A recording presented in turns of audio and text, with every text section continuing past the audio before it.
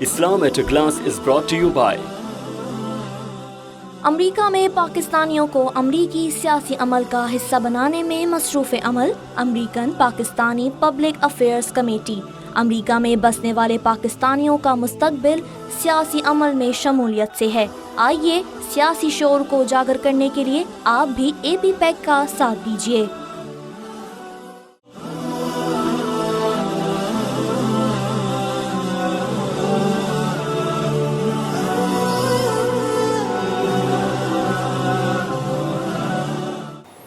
Assalamu alaikum wa rahmatullahi wa barakatuh. Alhamdulillah ahda wassalatu wassalamu man la nabiyya ba'da. Dear viewers, today we have topic at our hands that is very interesting and very important. That is about our own rights, human rights in Islam. And under this topic, we will also see some of the similarities and some differences perhaps between what Islam says defines as human rights and what Universal Declaration of Human Rights suggests as the human rights. When we deal with a topic, it is always good to look at the title of the topic, and sometimes if we understand the meanings of various words used in the title, then we can have a good comprehension of what is coming under this title, what we are going to talk about. So let's take this title and see the two important words in it. One is human, the other is rights. Human, as Allah subhanahu wa ta'ala defined the status of human being to us in Quran. It says, وَلَقَدْ كَرَّمْنَا بَنِي آدَمَ. We have given a high station to the human being, to Bani Adam, to the sons of Adam. And also we know that the human being are called Ashraful Makhluqat, the best of the creations. So keeping that in mind, we go to the other word, which is the right or rights. Rights are in Arabic, the Arabic equivalent of that is huquq. And huquq in a broader sense, we can, if we try to understand it from this definition, that it has two parts. One is huququl ibad, which is the rights of the people on us, and the other is huququllah, that means the rights of the Creator on us. There are other rights also, but for our topic, just try to understand that these are the main different types of huquq or rights. When we talk about rights, always it comes with certain responsibilities. So when we'll talk about rights, there's definitely we have to deal with this part of the equation that is dealing with the responsibilities and obligations, because we are living in a society where we interact with each other, where we day to day we come across each other. There are so many things that we cooperate or sometimes differ in it, so there have to be some set of rules to define that, and everyone has to obey that. If that would not happen, then it will be a chaos. It will not be an organized and prosperous society. So with the rights, always remember that there are certain obligations and responsibilities that we have to understand. Now, after we define this topic and these two important words, one more thing that I would like to share with you in the beginning is that Islam always encourages its followers, that is us Muslims, to cooperate in anything that is for the betterment of humankind, anything that is good. So Quran says to us, ta'awanu ilal birri wat taqwa wa la ta'awanu ilal ismi wal udwan. So cooperate with each other in goodness, in the things of conscience, and do not cooperate in the vice or in the bad deeds. So Quran tells us, gives us this lesson that you should cooperate.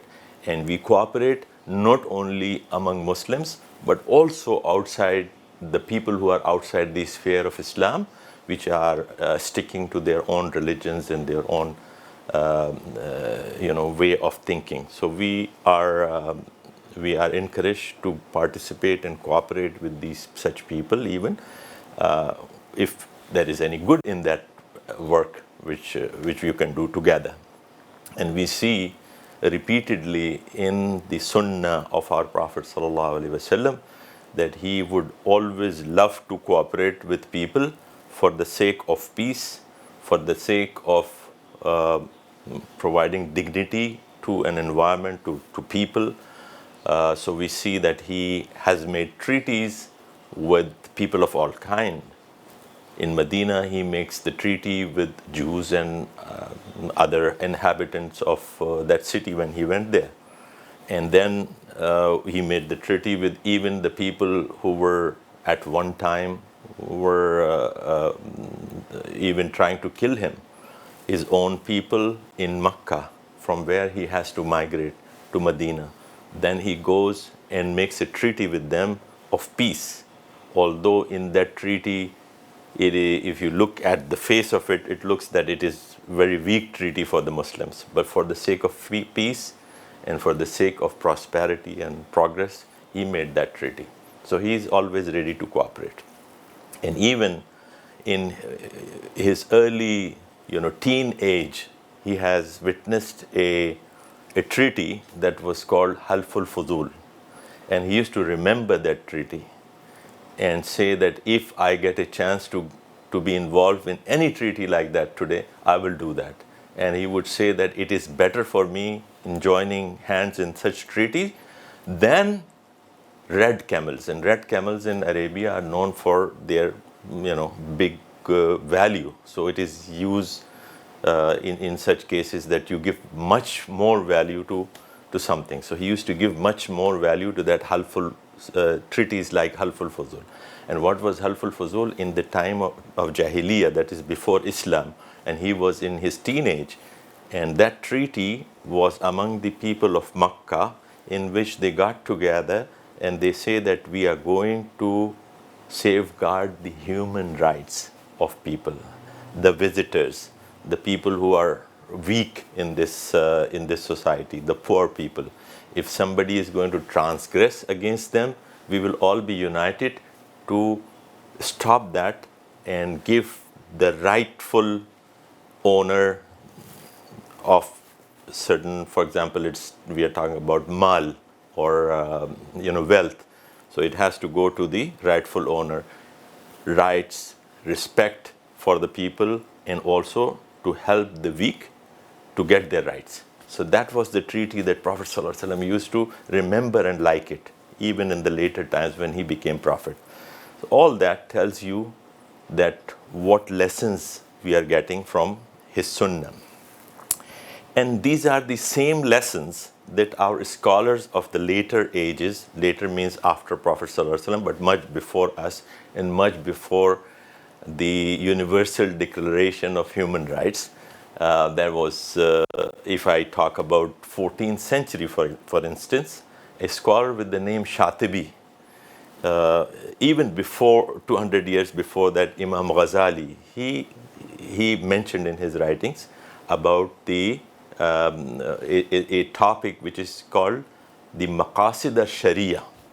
I just told you in the outset of our discussion that the rights come with responsibility, and to make sure that everybody gets his rights and follow the responsibility, you have to have certain rules. So that rules, that is in Islamic terms, it is called Sharia.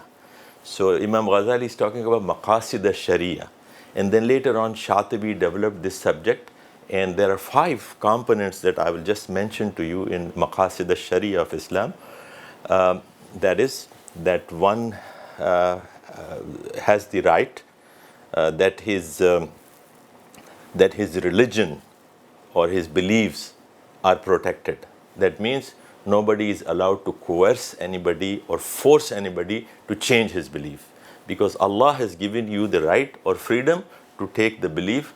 How can you take that right from me or someone else? If I choose to be in certain path, then nobody has the right to force anyone to go away from. So this is the right given to the people. This is what in the Maqasid al-Sharia, the right for religion.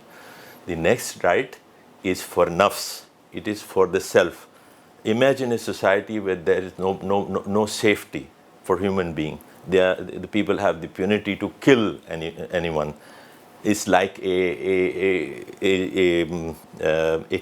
chaotic society that anybody can do anything, and nobody would be able to do things that are, for example, some business or some living. It would be very difficult to carry on in such situation.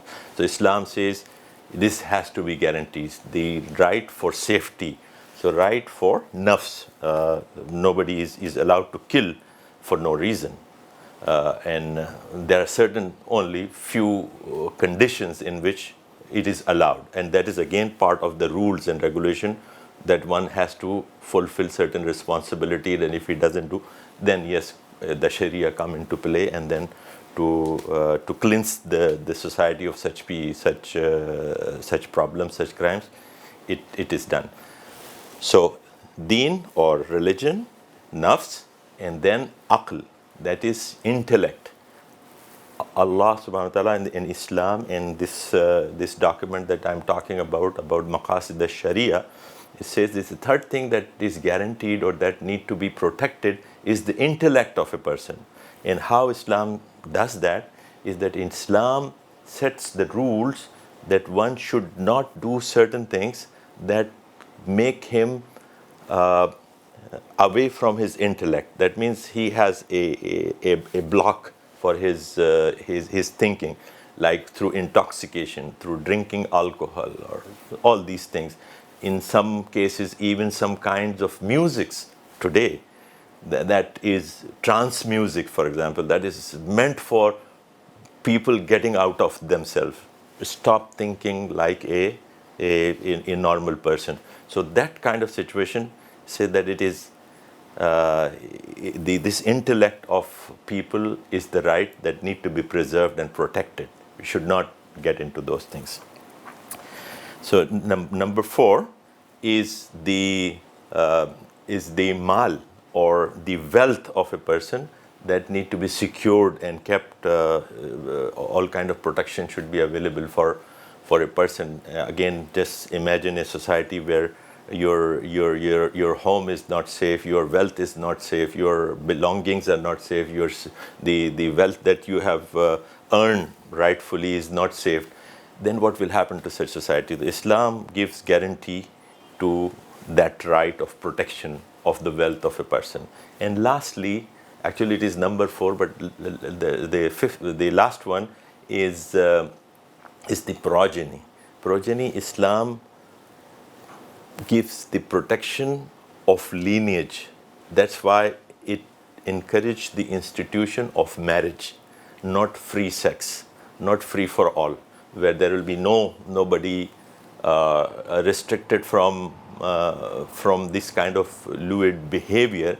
And then the progeny, the family tree is not protected. So Islam puts guarantee on the protection of family. So these are the 5 basic things, and there are other. These are called the daruriya, or the necessities that need to be protected.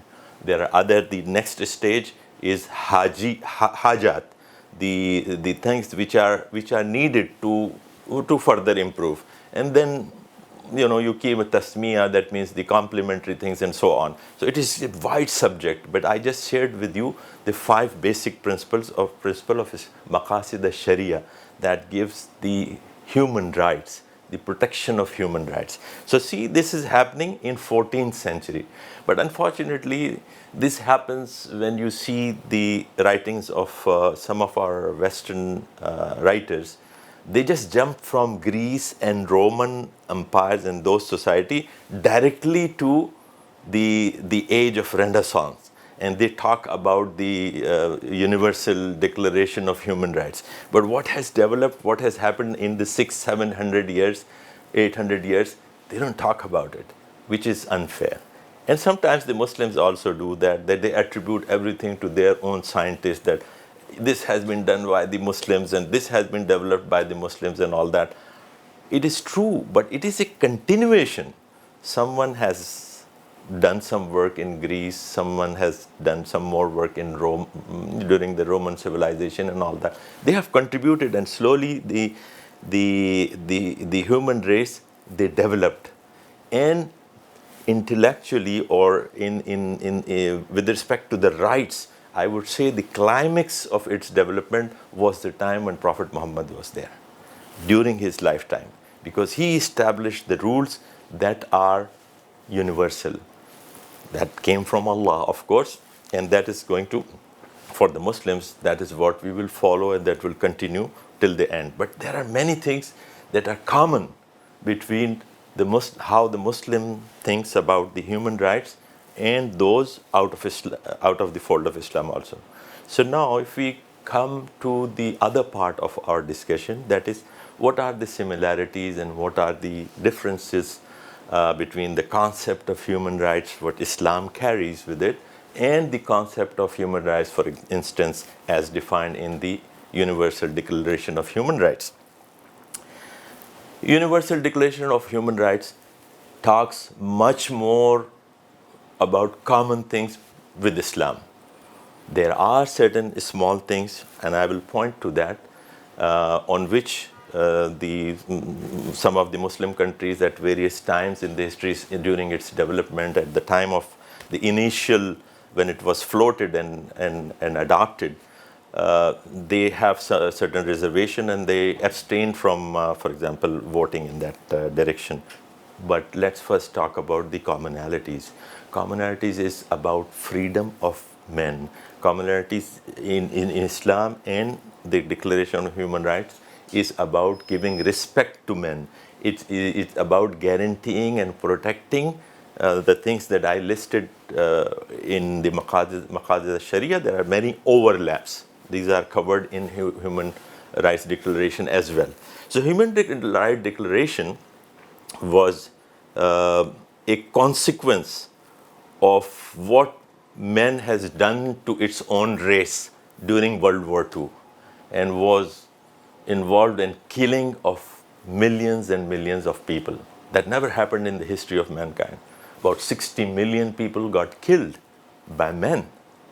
And after that, they came to senses and they started thinking that there should be some protection for us. There should be some human rights. Even during the times of conflict, there should be some rules that will govern us. We should not become animals. We should not just start killing like animals. That's what has been done during the world wars. And that is actually also, by the way, in the Islamic law and Islamic system, it is the rules of engagement during the wars are also given. The woman will not be killed, the children will not be killed, the people who are in their monasteries and will not be killed, and all these things. And then how to protect the environment even, that is given by Allah and His Prophet to us in those centuries, which are sometimes by mistake skipped by many of our friends. But anyway, so these are the commonalities. If we talk about what are the differences, and I said there are few, well, we should not be shy to mention that. And it is because of that, the differences, that it was 1948, and actually this came into adoption as a law, as a ruling in the United Nations in 1966, and until 1976 it was not implemented. And I should say that in 1948, the proponent of this universal Declaration of Human Rights, like United States, which in their own constitution has a big a part that deals with this rights of people, who were the proponents, and they did a great job. And even at that time, there were organizations in United States, for example, and in other places in the world, they were differing from these declarations in various ways. I will share a couple with you. For example, American Anthropological Association, they said a very interesting thing. They said that this declaration is being put together by the people of the West. So it is biased towards the West, and the West is not an ideal representative of human being, because they have been in a very recent years involved in all kinds of atrocities, colonization, and the world wars and all that. So how can they represent? This is American Anthropological Association, which is saying that the culture has to play a role. So the rights and the morals and the beliefs of people that make a culture, that has to be understood. You cannot just implement what West is saying on the rest of the world. So that's what the American Anthropological Association said at that time. And the other organization, for example, Amnesty International, had a problem with that they said that it should have the right, it should declare the right for the human being to refuse to kill. For example, if somebody doesn't want to go to war, they think that this right should be given. They're conscious. They should be given the right to act according to their conscience. So these are the differences, and many other examples that people did not agree. It's not only the Muslims, even the circles within the Western societies. The Soviet bloc, for example, they refused, they abstained from voting for this, about 8 countries of the Soviet bloc. So at the time of this, when this declaration was adopted, Saudi Arabia, one of the very important Muslim countries, it it abstained from the voting and has some objections on this declaration, based on, for example, the way it is defined in the declaration, that everyone has the right to change his religion. Yes, it is right that the Islam does not allow coercion, converting people by force from one religion to any other religion, Islam or any other religion. But also it discourages people for playing with the faith. That means today you declare yourself Muslims, tomorrow you are something else, and third day you came back into Islam. This is the type of things that was going on at the time, very early times, when Prophet ﷺ was there, and to discourage that attitude, that once either you accept it or you don't accept it, there is no problem, but don't play with this kind of thing. So this kind of attitude is discouraged. So this and some other objections that Saudi Arabia has at that time, so they abstained. And as I mentioned, that the proponent of this declaration, United States, and the people who were actually the reason for this declaration, these were the Jews who were mistreated during the times of world wars by the Nazis, and their human rights were they were abused, and they were not treated as humans. So they were the main reason for this declaration, but they themselves, and including United States and the other powers who took the reins of power in their hands in the coming decades, they did not follow through on this human rights declaration, and they became the main violators of the human rights. What is happening in Israel, for through the hands of the state, with the Palestinian people and other places, and the superpowers and the main powers of the world have been supporting the despotic rulers and the people who were dictators, and they were violating the rights of the people, putting them into jail and killing them and all that. The powers who were the proponent of these human rights declaration were supporting them. This is a double standards or dichotomy. So that's what is happening. But as I have been emphasizing, that whatever there is available, especially at the level of people, common people, they understand that, and there is a lot of overlap. There's a lot of commonality between the Declaration of Human Rights and the values in various cultures. They need to be promoted. Here, there is an important thing that I want to share to end this talk, is that in 1990, the Islamic Organization of Islamic Countries also passed a resolution which is called as the Cairo Declaration of Human Rights.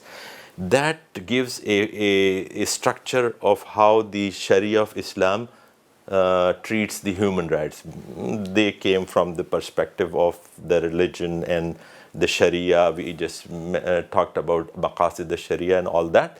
But in there are certain things which may be different from the universal Declaration of Human Rights. Universal Declaration of Human Rights.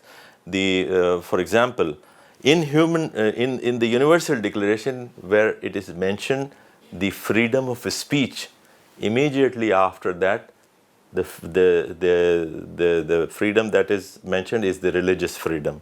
So the freedom of speech and religious freedom, they should not, come in conflict with each other. So in the Islamic countries, the declaration of the Islamic countries, because they based everything on Sharia, they mentioned there that the blasphemous talk about, for example, Prophet of Islam, and for that matter any other prophet, Isa alayhi salam and other, this is not to be tolerated. This has a consequences in the various countries. This is punishable offense to do blasphemy or talking bad about the Prophet sallallahu alaihi wasallam, and that is also acknowledged recently by the European Union when they put to violators or doers of such acts. We talk bad about Prophet Muhammad sallallahu alaihi wasallam.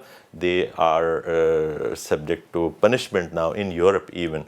So that is a good move, and so that's how as I said that the American Anthropological Association, as they put it, that the cultures and the norms, the belief system that make the culture, that has to be respected also.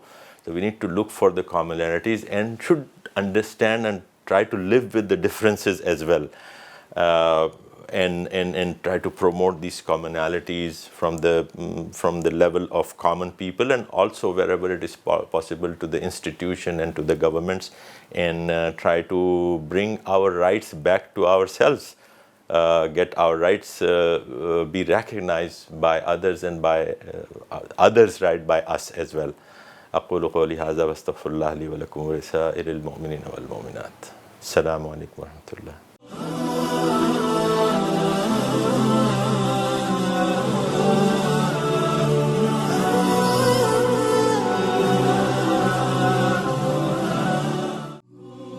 Islam at a Glance was brought to you by अमरीका में पाकिस्तानियों को अमरीकी सियासी अमल का हिस्सा बनाने में मसरूफ़ अमल American Pakistani public affairs committee. अमरीका में बसने वाले पाकिस्तानियों का मुस्तकबिल सियासी अमल में शमूलियत से है। आइए सियासी शोर को उजागर करने के लिए आप भी AP पैक का साथ दीजिए।